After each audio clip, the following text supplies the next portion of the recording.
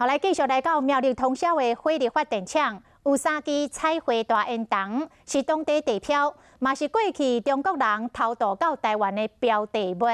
3支烟筒运转36年了，今年退休要拆掉了，在地乡亲真唔甘，出动着空拍机录影来纪念。苗栗通宵火力发电厂3支彩色的大烟筒要拆掉啊！这3支烟筒讲已经运转36档，都要拆除，真是大工程。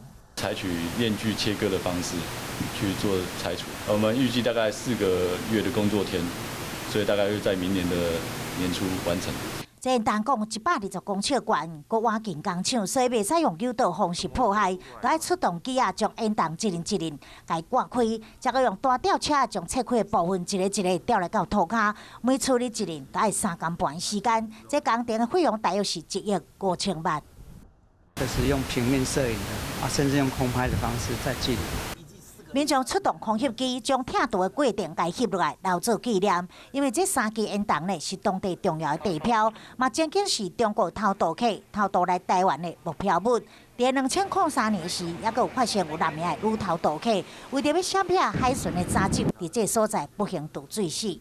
这彩绘烟筒地标目前已经拆掉14%啊，未来会有全新的机组继续执行发电任务。